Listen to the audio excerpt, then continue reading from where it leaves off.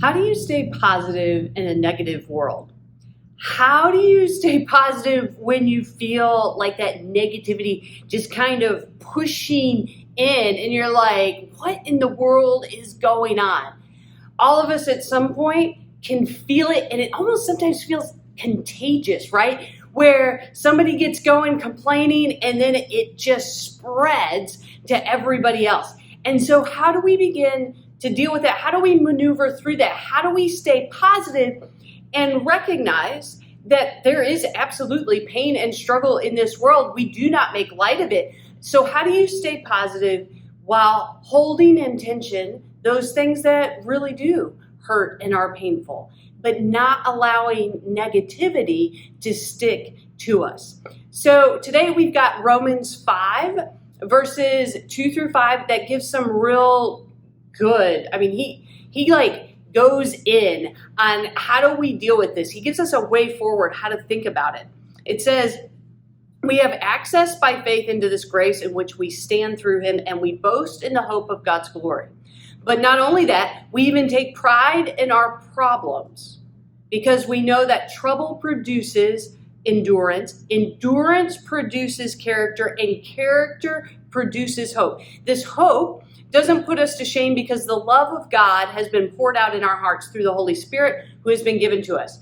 All right.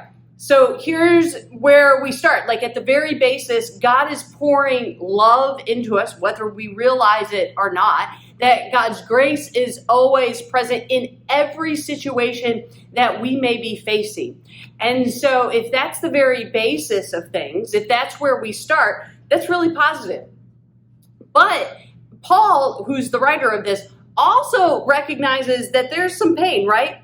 It says, we even take pride in our problems. Okay, so here's how to understand that. Because you may be going, what in the world?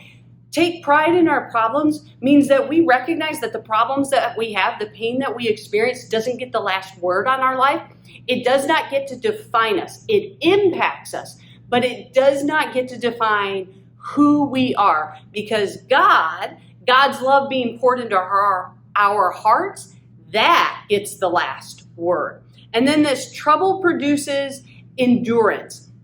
It's like when we've had these issues of going, all right, how do I figure out this one? How do I maneuver through this situation well? What do I learn when I don't maneuver well? So producing endurance, just like if we go to the gym and we're practicing lifting, that we practice a little bit every day and then we get stronger. So that anytime that we experience a problem, we experience that pain, we experience negativity, right? We are able to respond a little bit differently, a little bit stronger in a manner that is actually helpful. So recognizing there are issues, but not getting stuck in the negativity of it.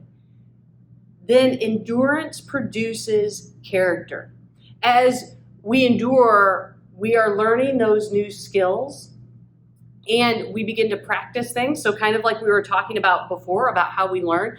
But here, it begins to shape our character. And when we begin to shape our character, it's kind of like going to that point of what do we notice first? So as we are shaping our character, when we find ourselves in a situation where there is trouble, there's pain, of going, okay, wait a minute, there's more to this. How do we get below the surface? What are the things that we pay attention to? Do we easily jump on the bandwagon of noticing everything that's wrong with the situation? Or we notice the things that are good and right? Do we notice where God is at work? Do we notice how maybe we've been given some ability to be able to respond well? It doesn't make it easy, but we are able to respond well. So thinking through of how our endurance, how we allow that to shape our character. And that question of what kind of character do you want to have? Do you want to be known that anytime there's a problem, there's a situation, you get angry, you pop off, you're distressed, you get anxious, you can't get any clarity, that you shove aside wisdom? Or are the things that you're thinking, I want a character of integrity, of honesty, of peace, of calm, of love, of being an encourager? What kind of character do you want to be known for? And what are you going to practice to have it? And then character produces hope. So the kind of character that we develop can actually help us in having perspective. And that hope, again, it's not a hope that is based on frivolous, unattainable things, a wishful kind of thinking. It's a hope that understands that there are difficulties in this world, but yet there's a way forward in it. And the theologian Walter Brueggemann gives us a real sense of this when he says, hope in gospel faith is not just a vague feeling that things will work out, for it is evident that things will not just work out. Rather, hope is the conviction against a great deal of data that God is tenacious and persistent in overcoming the deathliness of this world, that God intends joy and peace. So that God is at work in the world, God has not abandoned us, and God has given us abilities to live into joy and peace, but we have to choose that way. We have to think about how the things that we practice, the way that we respond, the things that we focus on and pay attention to when situations are happening where some go immediately to everything that's negative. What are we noticing that is good? How are we noticing that God is guiding us? Where do we notice love? Where do we notice an opportunity for a possibility to bring more peace and joy to the situation? So here we get a sense of the work that we have to do. That if we want to stay positive in a negative world, if we want to be leveled by our situations, or if we want to learn and be guided in new ways by them, doesn't mean that the pain won't exist, that we won't struggle.